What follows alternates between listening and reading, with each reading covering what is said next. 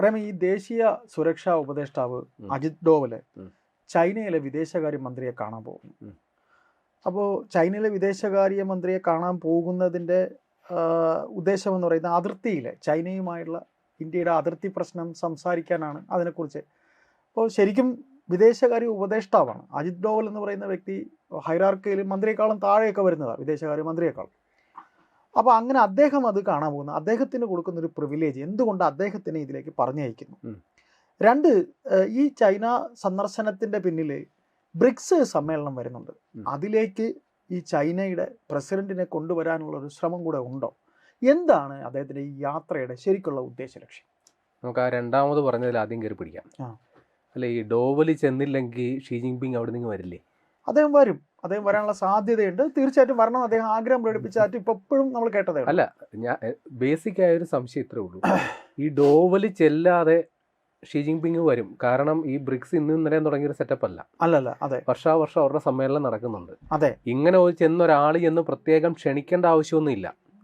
അത് ആ അംഗരാജ്യങ്ങളുടെ എന്ന് പറഞ്ഞാൽ ചൈന ഇതിന്റെ ഒരു സ്ഥാപക രാഷ്ട്രമാണ്, ഇന്ത്യയും സ്ഥാപക രാഷ്ട്രമാണ്. ഒരു ക്ഷണപത്രികയായിട്ട് ഒരാൾ ചെന്നാലേ അവിടെ നിങ്ങൾ വരൂ എന്നുള്ളതൊന്നും ഇല്ല. ഇത് ഓരോ രാജ്യത്തിന്റെ ഉത്തരവാദിത്വമാണ് ഈ സമ്മേളനത്തിൽ പങ്കെടുക്കാൻ. പിന്നെ എന്തിന് ഡോവല് പോകുന്നു? ആധികാരികമാക്കാൻ വേണ്ടിയിട്ടാണെങ്കിലും അതൊന്നുമല്ല. ഇത് നമുക്ക് സാധാരണക്കാർക്ക് ചിന്തിക്കുന്നതിനപ്പുറമുള്ള കാര്യങ്ങൾ പലതും അണിയറയിൽ നടക്കുന്നുണ്ട്. അപ്പോൾ 2 ദിവസത്തേക്കാണ് ഈ ബ്രിക്സ് സമ്മേളനം നടക്കുന്നത്. കഷ്ടിച്ച് 1.5 ദിവസമാണ് ഈ ഷീ ജിൻപിങ്ങും മോദിയും ഒക്കെ ഒരേ സമയം ഒരുമിച്ച് കാണുക, ഒരു വേദിയിലുണ്ടാവുക, ഒരുമിച്ച് കാണുക. നിലവില് നമ്മൾ കരുതി വെച്ചിരുന്ന അമേരിക്കയാണ് ലോകത്തെ നമ്പർ വൺ. പക്ഷെ നിലവില് ഒരു ത്രിമൂർത്തി സഖ്യമുണ്ട്. Russia, India, China. ഇവരാണ് ലോകത്തിന്റെ പവർ ഹൗസ്. നമ്മളിപ്പോ അജിത് ഡോവല് ചൈനയിലേക്ക് പോയെന്നല്ലേ പറഞ്ഞേ? കുറച്ച് തൊട്ടിപ്പുറത്ത് അടുത്ത ഫ്ലൈറ്റ് പിടിച്ച് നമ്മുടെ ജയശങ്കർ നേരെ റഷ്യയിലോട്ടും പോയിട്ടുണ്ട്. ഞാൻ ആദ്യം പറഞ്ഞ ഒന്നുകൂടി ആവർത്തിക്കുന്നു, നമ്മുടെ ഏതെങ്കിലും ഒരു പ്രതിനിധി ചെന്നിട്ട് വേണമെന്നില്ല അവിടുന്ന് ഒരാളിങ്ങോട്ട് വരാൻ. അപ്പോ ഇവിടെ 2 ദിവസം കൊണ്ട് എന്തോ വെടിയും പുകയൊക്കെ നടക്കാൻ പോകുന്നുണ്ട്. അപ്പൊ അതിനൊരു തിരക്കഥയൊക്കെ ഒരുക്കുന്നതിന് ചർച്ചയിലുണ്ട്. നല്ല പണിയാൻ പോകുന്നുണ്ട്. അതിർത്തി പ്രശ്നം അതിർത്തി എന്റെ ചേട്ടാ, ഇത് 2020 ഗാൽവാൻ സംഘർഷം ഉണ്ടായി. അതിനു മുമ്പ് ഇന്ത്യ ചൈന പ്രശ്നം ഉണ്ടായിരുന്നു, നമുക്ക് അറിയാവുന്നതാണ്. അപ്പൊ ഈ ഗാൽവാൻ സംഘർഷം ഉണ്ടായപ്പോഴാണ് 2 രാജ്യങ്ങൾ തമ്മിൽ നേർക്ക് നേർ ഒരു യുദ്ധസമാനമായ സാഹചര്യം ഉണ്ടായത്. മറ്റേ യുദ്ധത്തിന് ശേഷം 60-ൽ നടന്ന യുദ്ധത്തിന് ശേഷം ഉണ്ടായത് അപ്പോഴാണ്. പക്ഷെ അതൊക്കെ പരിഹരിക്കപ്പെട്ടു. ഇപ്പൊ അരുണാചൽ പ്രദേശിന്റെ കാര്യം പറഞ്ഞ് ചെറിയ തർക്കമുണ്ട്, ഇല്ലാന്ന് ഞാൻ പറയുന്നില്ല, ചെറിയ ഇഷ്യൂ ഉണ്ട്. എന്നിരുന്നാലും ഒരു സംഘർഷത്തിലേക്ക് പോയിട്ടില്ല. നമ്മൾ 2 രാജ്യങ്ങൾ തമ്മിൽ എടുത്തിരിക്കുന്ന നിലപാട് ഇത് നയതന്ത്ര തലത്തിൽ ചർച്ച ചെയ്ത് 1-to-1 ചർച്ച ചെയ്ത് പരിഹരിക്കാം. അതുമായി ബന്ധപ്പെട്ട് ഏതാണ്ട് ഈ 2 രാഷ്ട്രങ്ങളുടെയും സൈനികതല നേതൃത്വങ്ങൾ കാണുന്നുണ്ട്, രാഷ്ട്രീയ നേതൃത്വങ്ങൾ കാണുന്നുണ്ട്, ഉദ്യോഗസ്ഥ നേതൃത്വങ്ങൾ പരസ്പരം കാണുന്നുണ്ട്. കാര്യങ്ങളൊക്കെ സ്മൂത്താ. ഡോവല് ചെന്നിട്ട് വേണ്ട അതിർത്തി തർക്കം ചർച്ച ചെയ്യാൻ. ഡോവല് പോയത് ഒരു ദൂതനെ പോലാണ്. ഷീ ജിൻപിങ് ചേട്ടാ, നമുക്ക് ഇങ്ങനെ ഒരു സാധനമുണ്ട്, നമ്മൾ നേരത്തെ ചെയ്ത പ്ലാൻ പ്രകാരം കുറച്ച് സാധനങ്ങൾ ഇവിടെ സെറ്റ് ചെയ്യാനുണ്ട്, ഇത് പറയാനായിട്ടാണ് പോയേക്കുന്നത്. അപ്പൊ നമ്മുടെ ചോദ്യം എങ്കിൽ അതെന്തായിരിക്കും? അമേരിക്കയെ പൂട്ടാനുള്ള നമ്പർ 1 പൂട്ടാണ് പണിയാൻ പോകുന്നത്. കാരണം ഈ 3 രാജ്യങ്ങളെ ഇപ്പൊ ഇന്ത്യ ട്രംപിനോടും അമേരിക്കയോടും വലിയ സൗമനസ്യമുള്ള രാജ്യമാണ്. എന്നിരുന്നാലും തക്കം കിട്ടിയ നല്ല പണി ഇന്ത്യയുടെ കയ്യിൽ നിന്ന് കിട്ടും. ഇങ്ങോട്ട് തരുന്ന പണിക്ക് അങ്ങോട്ട് കൊടുക്കണം. അല്ല, അത് കാര്യം ട്രംപ് പോലും ഒന്ന് പത്തിതാത്ത് നിൽക്കുന്നതിന്റെ കാരണം ഇന്ത്യ ഇപ്പൊ ഒറ്റയ്ക്കല്ല. ഞാൻ നേരത്തെ പറഞ്ഞ ഒരു ത്രിമൂർത്തി സഖ്യത്തിന്റെ ഭാഗമാണ്. റഷ്യയുമായിട്ടൊക്കെ നല്ല അടുപ്പമാണ്. പണ്ടേ ഉണ്ട്. നമ്മുടെ ഏക പ്രശ്നം ചൈനയായിരുന്നു. കാര്യം ഈ അമേരിക്ക ഇടക്ക് കോലിട്ടിളക്കുന്നത് കൊണ്ടും അതിർത്തിയിൽ ഈ ഇഷ്യൂ ഉള്ളത് കൊണ്ടും നമ്മുടെ ശത്രുതാ പട്ടികയിലാണ് ചൈന പ്രത്യക്ഷത്തിൽ പൊതുവെ. പക്ഷേ ഈ 2 രാജ്യങ്ങൾക്കും ചില പ്രയോറിറ്റികളുണ്ട്, പൊതു ആയിട്ടുള്ള ചില ലക്ഷ്യങ്ങളുണ്ട്. അപ്പൊ അത് വെച്ച് നോക്കുമ്പോൾ അത് ഒരിക്കലും അമേരിക്കയ്ക്ക് അത്ര സുഖകരമായിട്ടുള്ള സാധനം അല്ല. അമേരിക്കയെ പൂട്ടുക. കഴിഞ്ഞ ബ്രിക്സ് സമ്മേളനം നമ്മൾ കണ്ടതാണ്. അന്ന് ഇതിന്റെ ഒരു ചട്ടക്കൂടൊക്കെ ഏകദേശം റെഡിയായതാണ്. പുടിൻ ഒരു സാധനം എടുത്തു പൊക്കി കാണിച്ചു. എന്താണെന്നറിയാവോ? ഈ ബ്രിക്സ് കൂട്ടായ്മയിലുള്ള രാജ്യങ്ങൾക്കെല്ലാം കൂടി ഒരു പൊതു കറൻസി, ഒരു ഒറ്റ നോട്ട്, ഡോളർ വേണ്ട പക്ഷേ പിന്നീട് എല്ലാവരും കൂടി തീരുമാനിച്ച് നമുക്കിനി പുതിയ കാലമല്ലേ, ഈ ഡോളർ അച്ചടിച്ചൊക്കെ ഇറക്കുക, അല്ല പുതിയ കറൻസി ഇറക്കുക വലിയ പാടാണ്, നമുക്കത് ഡിജിറ്റൽ രൂപത്തിലേക്ക് മാറ്റാം. അങ്ങനെ ഒരു ഡിജിറ്റൽ കറൻസി, അതിനൊരു കോമൺ പ്ലാറ്റ്ഫോം, ബ്രിക്സ് പേ, ഇതൊക്കെ വരാൻ പോവുകയാണ്. അത് ഇന്ത്യയിൽ നടക്കുന്ന ഈ വരുന്ന 12ഉം 13ഉം സമ്മേളനങ്ങളിലൊക്കെ അത് വലിയ ചർച്ചയാകും, പ്രഖ്യാപനം ഉണ്ടാകും. അതിനുശേഷം ഈ സാധനം അങ്ങ് ചാലുവാകാൻ പോവുകയാണ്. അപ്പൊ ഇതിന്റെ ഒരു അവസാനവട്ട ചർച്ചകൾ, ഒരു തിരക്കഥ നമ്മൾ എഴുതി വെച്ചിട്ടുണ്ട്. ഇപ്പൊ ഒരു സിനിമ ഷൂട്ടിങ്ങിന് പോകുന്നതിന് മുമ്പ് ഒരു വെൽ റൈറ്റഡ് തിരക്കഥയാണെങ്കിലും അവസാന ചില മിനുക്കുമണികളൊക്കെ നടത്തണം, ഒരു അവസാനം ഒരു ധാരണയൊക്കെ എത്തണമല്ലോ. അപ്പൊ അവരിങ്ങോട്ട് വന്ന് ഇത് ഒപ്പിടേണ്ട കാര്യം മാത്രമല്ല, അതിന് മുമ്പുള്ള എല്ലാ കാര്യങ്ങളും അങ്ങോട്ടും ഇങ്ങോട്ടും ഒക്കെ പറഞ്ഞു വെക്കുക. ഇതിന് വേണ്ടിയിട്ടാണ് ഡോവല് പോയേക്കുന്നത്, ഇതിന് വേണ്ടിയിട്ടാണ് ജയശങ്കറും പോയേക്കുന്നത്. അതല്ലാണ്ട് 2020 നടന്ന ഗാൽവാൻ സംഘർഷം ഇന്നിരുന്ന് ചർച്ച ചെയ്യേണ്ട യാതൊരു കാര്യവുമില്ല. പിന്നെ മറ്റൊരു സാധനം കൂടിയുണ്ട്, അത് എത്രത്തോളം സാധ്യതയുണ്ടെന്ന് നമുക്കറിയില്ല. ചില ഓൺലൈൻ പ്ലാറ്റ്ഫോമുകളിൽ വരുന്നൊരു സംഗതിയാണ്, ചൈന പാകിസ്ഥാനെ കൈയൊഴിയാൻ പോകുന്നു. ആയുധങ്ങളൊക്കെ കൊടുത്തോണ്ടിരുന്നത് അത് ചൈന പാകിസ്ഥാനെ കൈയൊഴിയാൻ പോകുന്നു, പകരം ഇന്ത്യയുമായിട്ട് ഇനി ഒരു തുറന്ന സമീപനം സ്വീകരിക്കുന്നു. ഇങ്ങനൊരു സാധ്യത നമുക്ക് തള്ളിക്കളയാൻ പറ്റില്ല. അങ്ങനെയെങ്കിൽ ഈ പറയുന്ന പോലെ പാകിസ്ഥാന്റെ ആഫീസ് കൂട്ടും. അതെ, അങ്ങനെ ഒരു കാരണം പാകിസ്ഥാനിന് ചൈനയ്ക്ക് ഒരു പിണ്ണാക്കം കിട്ടാനില്ല. പാകിസ്ഥാന് താല്പര്യം ഇപ്പൊ അമേരിക്കയോടാണ്. അതെ, കാര്യം മറ്റേ വിരുന്നുണ്ണാൻ പോയ കഥയൊക്കെ നമുക്ക് അറിയാമല്ലോ. ട്രംപ് കുറച്ച് മണ്ണൊക്കെ അതെ ഒരു പെട്ടിയിടത്ത് കൊണ്ടുപോയി കാണിക്കുകയൊക്കെ ചെയ്തു. ഇതിലൊക്കെ ചൈനയ്ക്ക് നല്ല അമർഷമുണ്ട് പാകിസ്ഥാന്റെ. കാര്യം പാകിസ്ഥാനെ ആ രീതിയിൽ മറ്റേ കഞ്ഞിവെള്ളവും പയറും ഒക്കെ കൊടുത്ത് നിലനിർത്തുന്നത് ചൈനയാണ്. ഇപ്പൊ സമാധാന ചർച്ചയ്ക്ക് പോയിട്ടുണ്ട് അസിം മുനീർ, പാകിസ്ഥാന്റെ ദൂതനായിട്ട് പോയിരിക്കുക, കോംപ്രമൈസിന് സംസാരിക്കാൻ ഇറാനിലോട്ട്. അതെ, അത് മറ്റൊരു ഉദ്ദേശത്തിലാണ്. ഇവരൊരു മറ്റേ സഖ്യം ഉണ്ടാക്കിയത്, അതിൽ ഇറാനെ ക്ഷണിക്കാൻ വേണ്ടി, ഇസ്ലാമിക നാറ്റോയിലേക്ക് ക്ഷണിക്കാൻ വേണ്ടി പോയേക്കാണ്. ഇത് നേരത്തെ ഇടപെടും തോറും ഒരു ഇതൊന്നും ഉണ്ടാവില്ല. ഇല്ല, ഉറപ്പ് അല്ല, നമ്മൾ വിഷയത്തിന് തന്നെയാണ് പെട്ടെന്ന് പറഞ്ഞതേ ഉള്ളൂ.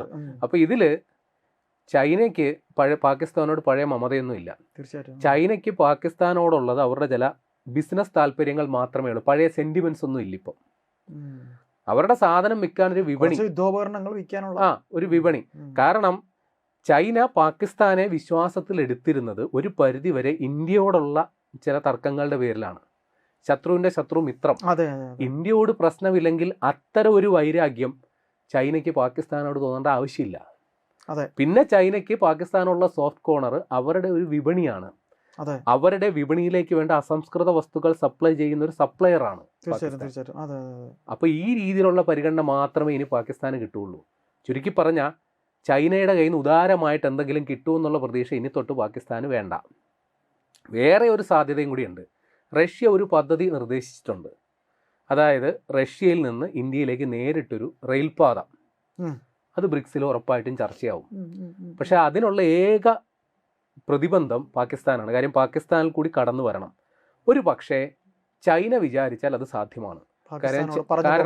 കാരണം പാകിസ്ഥാനിൽ ഒരു ഈച്ച അനങ്ങണമെങ്കിൽ, ഒരു 10 പൈസയുടെ ഒരു വികസന പ്രവർത്തനം നടക്കണമെങ്കിൽ അത് ചൈനയുടെ ഔദാര്യത്തിലേ നടക്കുകയുള്ളൂ. അപ്പം അതുകൊണ്ട് നമുക്ക് ആഗ്രഹിക്കാം പാകിസ്ഥാൻ ഈ കാര്യത്തിൽ സമ്മർദ്ദത്തിലാകാനുള്ള സാധ്യത തള്ളിക്കളയാനാവില്ല. അതോടൊപ്പം ഇനിയിപ്പോൾ ഡോവല് പോയേക്കുന്ന അതിർത്തി പ്രശ്നമൊക്കെയാണെന്നാണല്ലോ പറയുന്നത്. ഓക്കെ, അതും വിട്. അരുണാചൽ പ്രദേശിൽ ഒരു ഇഷ്യൂ ഉണ്ട്. കാരണം നമ്മൾ വിശാലമായി പറയുമ്പോഴും അരുണാചൽ പ്രദേശിന്റെ 1 ഇഞ്ച് പോലും നമുക്ക് നഷ്ടപ്പെട്ടിട്ടില്ല എന്നൊക്കെ പറയുമ്പോഴും കുറച്ച് മേഖലകൾ ഇപ്പോൾ ചൈനയുടെ നിയന്ത്രണത്തിലാണ്. നമ്മൾ അത് കണ്ടുകൊണ്ടാണ് കുറച്ച് പ്രദേശങ്ങൾ ഇന്ത്യയുടെ പേരൊക്കെ നൽകി മാപ്പൊക്കെ രൂപീകരിച്ച് വെച്ചേക്കുന്നത്. പക്ഷേ അപ്പോഴും ഞാൻ അടിവരയിട്ട് പറയുന്നു, ഇന്ത്യയും ചൈനയും പഴയ പോലൊരു യുദ്ധത്തിന് മുതിരില്ല. അത് 2 കൂട്ടർക്കും നഷ്ടമേ ഉണ്ടാക്കുമെന്നുള്ള തിരിച്ചറിവ് 2 രാജ്യങ്ങൾക്കും ഉണ്ട്. എന്നാൽ രണ്ടുപേരും ഒന്നിച്ച് നിന്നാൽ മുന്നോട്ട് പോകാൻ ഒരുപാട് സാധ്യതകളുണ്ടെന്നുള്ള തിരിച്ചറിവും ഉണ്ട്.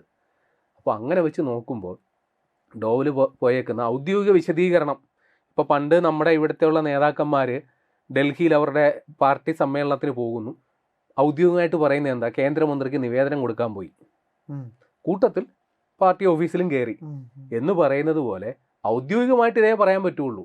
ഡോവല് പോയേക്കുന്നത് ഷീ ജിൻപിങ്ങിനെ ക്ഷണിച്ച് ആനയിച്ചു കൊണ്ടുവരാനാണ്. ഡോവല് ചെന്നില്ല, വിദേശകാര്യമന്ത്രി അദ്ദേഹവുമായിട്ട് കൂടിക്കാഴ്ച നടത്തുന്നുണ്ട്. ഔദ്യോഗികമായിട്ട് അതേ പറയുന്നത്. അതായത് ബ്രിക്സിൽ ഷീ ജിൻപിങ് വന്നിട്ട് എവിടെയാണ് ഒപ്പിടേണ്ടത്, നമ്മുടെ ഫൈനൽ ഡ്രാഫ്റ്റ് എന്താണ്, ഇത് കൊടുക്കാൻ വേണ്ടി പോയതാണെന്നേ.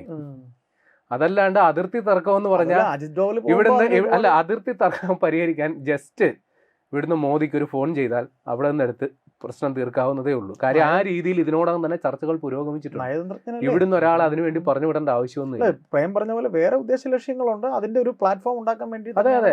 കാരണം ഈ ഇത്രയും വലിയ തന്ത്രപ്രധാനമായ ഒരു മീറ്റിംഗ് നടക്കുന്നു, 2 ദിവസം കൊണ്ട് ഇതെല്ലാം പെട്ടെന്ന് ചർച്ച ചെയ്ത് ഇത് നമ്മൾ ഒരു പ്ലാൻ തയ്യാറാക്കി വെച്ചിട്ടുണ്ട്.